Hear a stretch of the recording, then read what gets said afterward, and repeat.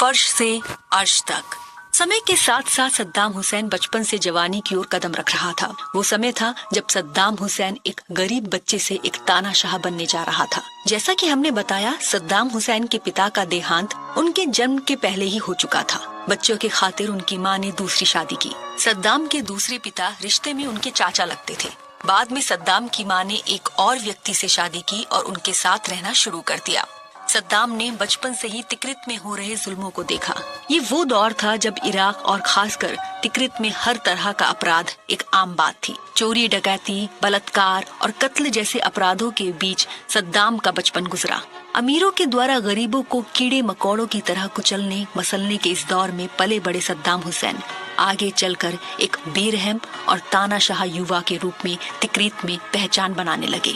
बच्चों को पीटने के लिए सद्दाम हमेशा एक लोहे की छड़ी अपने पास रखते और जब दिल चाहता बच्चों को जानवर की तरह इस छड़ी से पीटकर अपने आप को और ज्यादा निर्दयी बनाने का अभ्यास करते। सद्दाम के दिलो दिमाग से दया नाम का शब्द मिटता जा रहा था। वो बेरहमी और तानाशाही को अपना स्वभाव बना चुके थे। गुस्सा, विद्रोह और लोगों पर अत्याचार करना सद्दाम की आदत बन चुका था। सद्दाम हुसैन जवान हो चुके थे। उनका खून उबाल मार रहा था। जवानी का जोश और अपने विद्रोही स्वभाव के चलते सद्दाम हुसैन राष्ट्रवादी आंदोलन से जुड़े और ब्रिटेन के खिलाफ आजादी की लड़ाई लड़ने लगे। इस राष्ट्रवादी आंदोलन को पश्चिमी देशों के ज्यादातर अखबारों ने गलत बताया और इसकी बुराई करते हुए इसे गुंडे, बदमाश, चोर, डकैतों द्वारा चलाए जाने वाला आंदोलन भी कहा। आगे चलकर सद्दाम हुसैन 1956 में बाथ सोशलिस्ट पार्टी के सदस्य बने, जो अरब में एक कम्युनिस्ट संगठन था। सद्दाम ने इस पार्टी का हाथ इसलिए थामा था क्योंकि इसके जरिए वो अपने भविष्य को संभालना चाहते थे। सद्दाम हुसैन के विचारों से अलग होते हुए भी ये पार्टी सद्दाम के लिए फायदे का सौदा रही। 1957 में 20 वर्ष की उम्र में सद्दाम ने कुछ समय स्कूल में पढ़ाने का काम शुरू किया और वो इस पॉलिटिकल पार्टी से भी जुड़ गए। सद्दाम हुसैन पार्टी में एक्टिव होने लगे और पार्टी की आंदोलन की कमान संभालने लगे। 1958 में सद्दाम पर अपने चचेरे भाई की हत्या का आरोप लगाया गया और उन्हें जेल भेज दिया गया। 10 महीनों के बाद सबूत न मिल पाने के कारण सद्दाम को छोड़ दिया गया।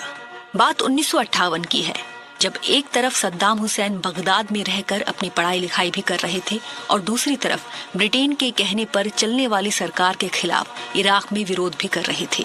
ब्रिगेडियर अब्दुल करीम कासिम सत्ता की बागडोर अपने हाथों में ले ली।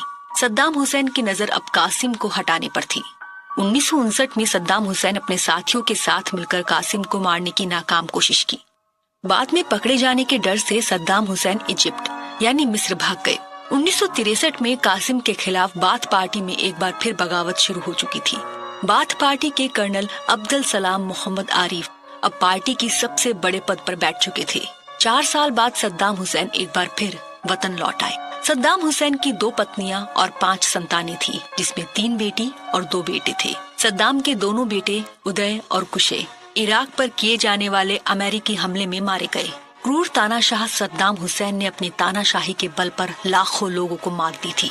इराक के 5वें प्रेसिडेंट सद्दाम का बेटा उदय हुसैन भी अय्याशी और बेरहमी में अपने बाप से एक कदम आगे था। उसने अपनी सेफ्टी के लिए बॉडीगार्ड रखा था। उसके बॉडीगार्ड लतीफ ने उदय की मौत के बाद बताया था कि उदय को जो भी लड़की पसंद आ जाती थी उसे घर से उठवा लेता था। लतीफ ने एक इंटरव्यू में बताया था कि एक बार उदय एक शादी में गया था जहां उसे दुल्हन पसंद आ गई। उदय ने उसके साथ सुहाग रात मनाने की जिद की और उसे उठवा लिया। उसने होटल में दुल्हन का रेप किया, जिससे आहत होकर दुल्हन ने होटल की छत से कूदकर सुसाइड कर लिया था। पर तानाशाह का बेटा होने के कारण उदय का कोई कुछ नहीं बिगाड़ पाया। उदय ने पूर्व इराकी सैनिक लतीफ याहिया को अपना बॉडी डबल यानी बहरूपिया बना रखा था, लेकिन उदय ने लतीफ को भी काफी टॉर्चर किया था और उदय ने लतीफ को धमकी दी कि वो उसके पूरे परिवार को मरवा देगा।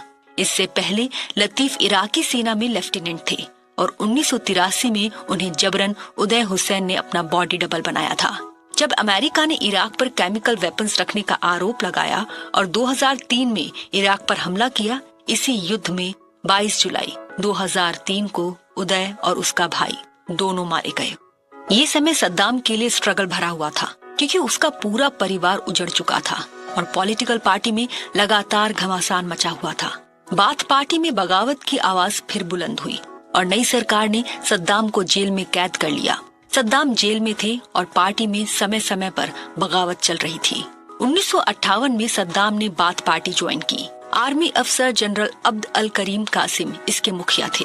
7 अक्टूबर 1959 को कासिम की हत्या की योजना को अंजाम देने के लिए सद्दाम को चुना गया, लेकिन गोलीबारी के दौरान सद्दाम चूक गया और कासिम का ड्राइवर मारा गया। हालांकि इस हमले के बाद पार्टी के कई लोगों पर मुकदमे चलाए गए और उन्हें फांसी तक की सजा हुई, लेकिन सद्दाम पर किसी को शक नहीं हुआ। लेकिन बावजूद इसके सद्दाम पकड़े जाने के डर से इजिप्ट भाग गया। इधर सद्दाम 1963 तक देश नहीं लौटा और उधर बाथ पार्टी के सदस्यों ने कासिम को पार्टी से निकालकर अब्दुल सलाम शरीफ को राष्ट्रपति बनाया। 1966 के एक प्लेन क्रैश में शरीफ की मौत हो गई। 1964 में जब सद्दाम इराक लौटा और उसे गिरफ्तार कर लिया गया था, लेकिन 1966 में वो जेल से भाग गया और कुछ समय बाद बाथ पार्टी का सहायक महासचिव बन गया। 1968 में फिर विद्रोह हुआ और 31 वर्षीय सद्दाम हुसैन जनरल अहमद हसन अल बकर की मदद से कामयाब हो गया। अब अल बकर राष्ट्रपति और सद्दाम उपराष्ट्रपति बने। 1968 में बाथ पार्टी की बागडोर मेजर जनरल अहमद हसन अल बकर के हाथों में चली गई। अल बकर सद्दाम हुसैन के चचेरे भाई थे। जेल से बाहर आने के बाद सद्दाम हुसैन चचेरे भाई अल बकर की रिवॉल्यूशनरी कमांड काउंसिल के प्रमुख और मेन कर्ता धर्ता बन गए थे। इसीलिए सद्दाम हुसैन को उपराष्ट्रपति भी बनाया गया। धीरे धीरे सद्दाम ने सब कुछ अपने कब्जे में लेना शुरू किया। बकर के बीमार होने से सद्दाम बेलगाम हो गया और सब कुछ अपनी मर्जी से चलाने लगा। ताकत बढ़ाने के लिए सद्दाम हुसैन ने सुन्नी समुदाय को मोहरा बनाया। इस तरह उसने अपनी अलग टोली तैयार करनी शुरू कर दी। जब सब तैयारियां सद्दाम हुसैन के हिसाब से पूरी हो गई, तो उसने 16 जुलाई 1979 को अल बकर को बेदखल कर खुद को इराक की गद्दी का वारिस घोषित कर लिया। तो इस तरह सद्दाम हुसैन अपने इरादों में कामयाब हुए और इराक की सबसे बड़ी गद्दी पर बैठ गया। यहाँ भी सद्दाम ने अपनी तानाशाही और निर्दयता जारी रखी। सद्दाम ने गद्दी पर बैठने के लिए अपना ही तरीका अपनाया।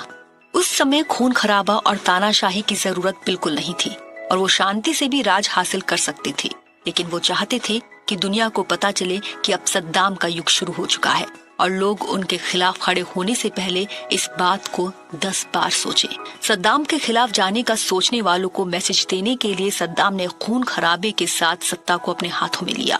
लोगों में अपना डर पैदा करने का सद्दाम हुसैन का अपना ही तरीका था, जिसके चलते एक के बाद एक 66 देशद्रोहियों को सजाए मौत दी गई और दुनिया को मैसेज दिया गया कि सद्दाम के खिलाफ आवाज उठाने वाले का हाल क्या होगा। चलिए अगले एपिसोड में हम सद्दाम के शुरुआती पॉलिटिक्स की डिटेल से चर्चा करेंगे। शुरुआती राजनीतिक सफर। इराक में सद्दाम हुसैन का दौर शुरू हो चुका था और अपने शुरुआती